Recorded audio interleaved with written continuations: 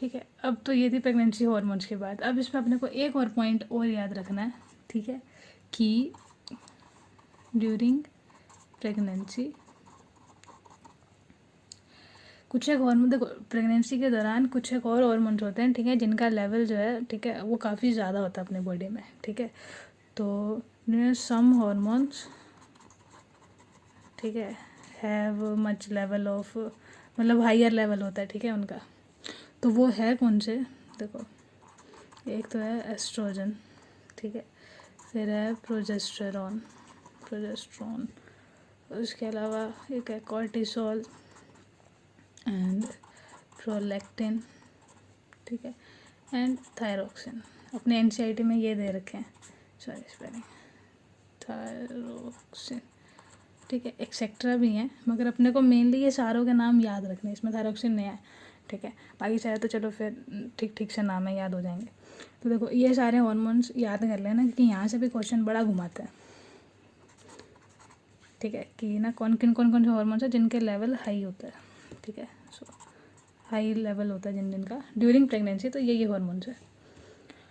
अब ये दिमाग में आ रहा है कि ये होता क्यों है, ठीक है। तो ये सपोर्ट करता है फीटल ग्रोथ को, ठीक है। तो अपने कह सकते हैं इनका फंक्शन क्या है, ठीक है, विच सपोर्ट फीटल ग्रोथ, ठीक है, एंड कुछ एक जो मेटाबॉलिक चेंजेस है, ठीक है, वो भी इन हार्मोन्स के जो कारण चेंज होता है। so that they induce metabolic change in mother's body as well as to maintain pregnancy, है ना, मेंटेनेंस ऑफ द प्रेगनेंसी। तो ये पॉइंट्स अपने को याद रखना है। अब देखो ये तो थी प्लेसेंटा हॉर्मोन्स की बात में, ठीक है। अब अपने इनर सेल मास को तो भूल ही गए। तो देखो क्या था कि जैसे ही, ठीक है, इम्प्लांटेशन हुआ था, ठीक है, उसके बाद में अपने को याद है जो इनर सेल मास था, इनर सेल मास, ठीक है, वो ट्रांसफॉर्म होना शुरू हो गया था, है ना, एम्ब्रियो में।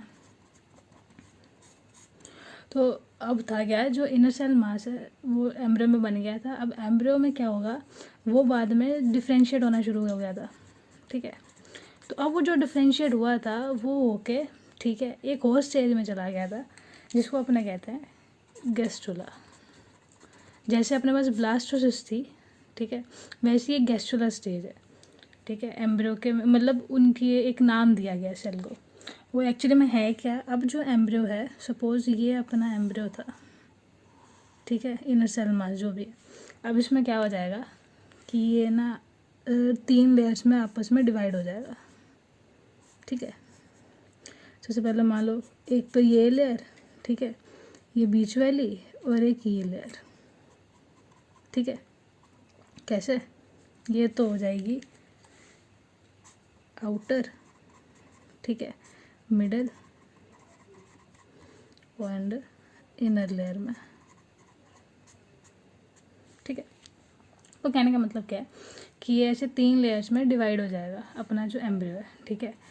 और अपने को याद होगा कि जब अपने कहीं भी वो कोई ऑर्गन वगैरह पढ़ता है तो कई बार क्वेश्चन, मतलब बुक वगैरह में लिखा है कि एक्टोडम होता है या एंडोडम होता है, तो वो यही नाम है।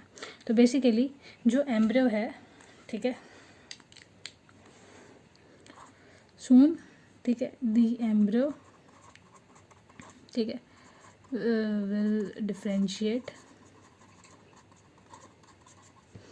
इनटू 3 लेयर्स, ठीक है। कौन कौन सी, आउटर जो कि क्या होगी एक्टोडम, ठीक है, मिडल जो कि क्या थी मेसोडम, और एक इनर वन इसको अपने क्या बोलेंगे एंडोडम, ठीक है। अगर अपने को और अच्छे से याद करनी हो, ठीक है, तो मतलब देखो कि मतलब जो एक्टोडर्म है, ठीक है, वो जनरली फॉर्म क्या करती है, जो स्किन की जो आउटर लेयर होती है, ये जो कह दो जो एपिडर्मिस है, ठीक है, वो फॉर्म करता है एक्टोडर्म। उसके अलावा अपने जो नेल्स होते हैं, ठीक है, टो के हो गए, हैंड के हो गए, या फिर जितने भी ग्लैंड्स हैं, ठीक है, उसकी आउटर स्किन, ठीक है। तो वो सब कौन फॉर्म करता है? एक्टोडर्म, ठीक है। उसके अलावा जो मेसोडर्म है, ठीक है, वो क्या बनाएगी? जो स्केलेटल मसल्स होगी, ठीक है, स्केलेटल मसल्स होगी, और उसके अलावा स्मूथ मसल्स होगी और हार्ट मसल्स होगी, ठीक है, ये सब बनाती है। उसके अलावा जो स्पाइनल कॉर्ड है वो बनाती है। उसके अलावा जो यूरोजेनाइटल ऑर्गन है, ठीक है, वो भी बनाएगी।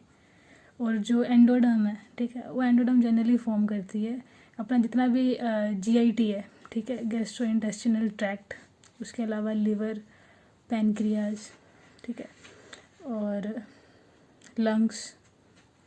तो ये सब वो फॉर्म करते हैं। एक जनरल एक आइडिया, कोई पूछेगा नहीं, बाई चांस पूछ ले तो कई बार बाहर से आ जाता है क्वेश्चन, ठीक है।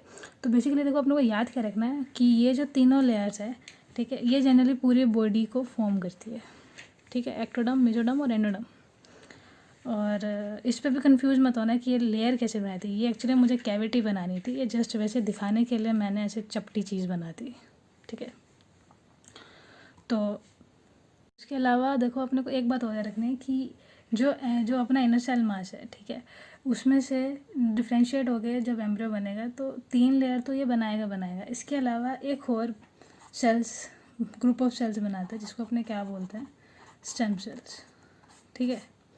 ये जो स्टेम सेल्स है, ये एक्चुअली में इसके पास में कैपेसिटी होती है कि वो कोई भी बाद में ऑर्गन को फॉर्म कर सके, ठीक है।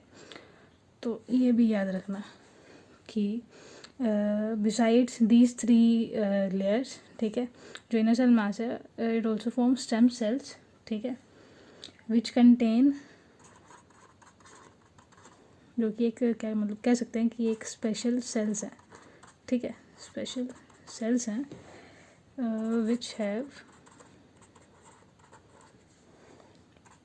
potential to give rise to all tissues और organs। ये एक्चुअली में क्या है, अभी लेटली बहुत ज़्यादा चला है रिवाज कि जो स्टेम सेल्स है, ठीक है, वो जैसे ही मान लो कोई बेबी का बर्थ होता है तो उसके बाद जो स्टेम सेल्स है ना, उनको निकाल के रख लिया जाता है प्रिजर्व करके, ताकि अगर इन फ्यूचर कोई ऑर्गन की ज़रूरत पड़ जाए, ठीक है, तो वहाँ से अपने मतलब आर्टिफिशियल कल्चर करके, ठीक है, इससे कोई नया ऑर्गन फॉर्म कर सकते हैं और इसके ऊपर स्टडीज़ चल रही है। तो ये थे स्टेम सेल और ये थी प्रेगनेंसी, ठीक है।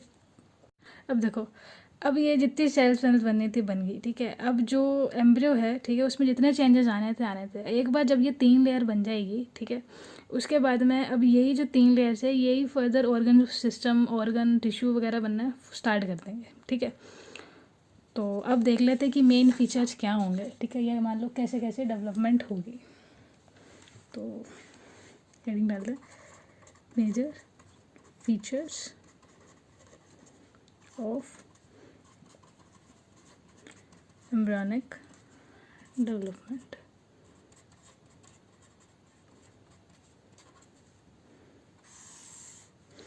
तो देखो, सबसे पहले अपने को याद क्या रखना है कि जो प्रेगनेंसी है, ठीक है, ये सारी याद करने वाली चीज़ें हैं, इसमें कोई साइंस नहीं है कि कोई समझने वाली नहीं है। तो देखो, प्रेगनेंसी, ये कह दो जो प्रेगनेंसी का जो टाइम पीरियड है, ठीक है, वो कितने का होता है? ठीक है, 9 मंथ का होता है। ये कह दो इट लास्ट फॉर 9 मंथ्स, ठीक है। उसके अलावा आफ्टर फर्स्ट मंथ, ठीक है, क्या फॉर्म होगा? सबसे पहले हार्ट। कई बार क्वेश्चन पूछ लिया जाता है कि जो बेबी में या कह दो डेवलपिंग फीटस में, ठीक है, सबसे पहले क्या फॉर्म होगा? तो सबसे पहले हार्ट फॉर्म होता है, ना कि ब्रेन।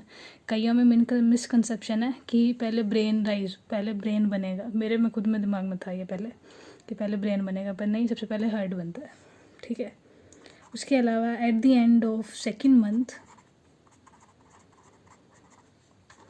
क्या बन जाएंगे? लिम्स एंड डिजिट्स, ठीक है। फिर अब at the end of 12th week, या फिर कह दो कि फर्स्ट ट्राइमेस्टर। अब फर्स्ट ट्राइमेस्टर का मतलब है कि 3 जो मंथ है उनको इकट्ठे करके, एक्चुअली में क्या है, देखो, जो 9th मंथ है ना, 9 मंथ है, उनको 3 पार्ट्स में डिवाइड किया है, तो 9/3 तो 3 मंथ्स। तो कहने का मतलब क्या है कि जो 3 मंथ है उनको इकट्ठे करके इन्होंने एक ट्राइमेस्टर कह दिया, ठीक है। वो भी शायद इनकी स्टडी के लिए आसान होगा इसलिए। तो आफ्टर फर्स्ट ट्राइमेस्टर, ठीक है, जो most of the organ system है वो बन जाएंगे, ठीक है। Most of the organ system, अगर ऑर्गन सिस्टम में भी देखें तो लिम्स, एक्सटर्नल जेनाइटेलिया, ठीक है, या फिर जो भी है और एनसीईआरटी में देख लेना, ठीक है, वो सब बन जाएंगे। उसके अलावा अब जब 5th मंथ चल रहा होगा या कह दो eight the end of 5th month, ठीक है, जो फीटस की जो मूवमेंट है, ठीक है, वो स्टार्ट हो जाती है। तो फीटस मूवमेंट स्टार्ट्स, ठीक है। और जो हेयर्स की जो अपीयरेंस है, बाल वाल आने लग जाएंगे पर बहुत ज़्यादा छोटे आ जाएंगे, ठीक है, फाइन हेयर्स होंगे वो, मतलब आने शुरू होंगे, ठीक है। Fine hairs will appear, will appear. उसके अलावा जब 24 वीक हो जाएंगे या फिर वही सेकेंड ट्राइमेस्टर, ठीक है, अब जब सेकेंड ट्राइमेस्टर हो जाएगा, ठीक है, उसके बाद में जो फीटस है, ठीक है, उसके वो फुल्ली कवर होगा, ठीक है, body covered with hairs, fine hairs, ठीक है। उसके अलावा जो आईलिड्स हैं, ठीक है, वो भी सेपरेट हो जाएंगे, ठीक है। और जो आई लैशेज है वो भी फॉर्म हो जाएगी, ठीक है। फिर उसके बाद में अब सेकेंड ट्राइमेस्टर के बाद में आ गया 3rd ट्राइमेस्टर या फिर कह दो 9 मंथ, है ना। Eight the end of 9th month, ठीक है, जो फीटस है वो फुल्ली डेवलप्ड है, हो जाएगा।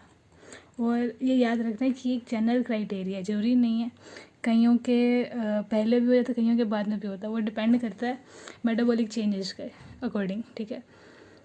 तो जनरल एक आइडिया जो लिया गया है ना, ठीक है, स्टैंडर्ड आइडिया, वो 9 मंथ का ही है, ठीक है। हाँ जी, तो देखो ये टॉपिक अपना इतना ही है, ठीक है, जो मेन फीचर है एम्ब्रियोनिक डेवलपमेंट के। तो उसके अलावा देखो एक और डाउट है, ठीक है, अगर किसी के दिमाग में आ रहा हो तो एक और चीज़ है कि जो फीटस है और एम्ब्रियो, उसमें डिफरेंस क्या है, कईयों को आ रहा होगा डाउट, है ना। तो देखो जो एम्ब्रियो है, ठीक है, वो जस्ट अपने इम्प्लांटेशन के बाद में बनना शुरू हो जाता है ना, इनर सेल मास। तो एक्चुअली में है क्या, देखो जो एम्ब्रियो है वो जो स्टार्टिंग में जो डेवलपमेंट हो रही है, ठीक है, जो स्टार्टिंग में ये कह दो अर्ली जो फीटस है, ठीक है, उसको बोलेंगे अपने एम्ब्रियो। या फिर यूँ कह लो कि जब तक उसमें जो मेन ऑर्गन सिस्टम है, ठीक है, वो डेवलप हो ना जाए, तब तक उसको अपने क्या बोलेंगे, एम्ब्रियो। अगर एक बार मान लो मेन ऑर्गन सिस्टम उसके डेवलप हो जाए, जो कि अपन ने पढ़ा था अभी कि 3rd ये कहते 1st ट्राइमेस्टर के बाद में लगभग most of the organ system बन जाता है, ठीक है। तो उसके बाद में, ठीक है, अपने उसको फीटस कह सकते हैं अगर एक बार उसके मेन ऑर्गन सिस्टम बन जाए, ठीक है। इसका जनरल एक लिया गया, अब हर जगह अलग अलग है, मैंने 8 to 11 वीक पढ़ा है कि अगर मान लो जो एम्ब्रियो है, ठीक है, जब तक वो 8 to 11th वीक तक नहीं हो जाता, ठीक है, तब तक उसको अपने एम्ब्रियो ही कहेंगे। उसके बाद अपने उसको फीटस कह सकते हैं। तो बस ये टॉपिक आज इतना ही, ठीक है। Till then stay safe, like and subscribe my video, thank you.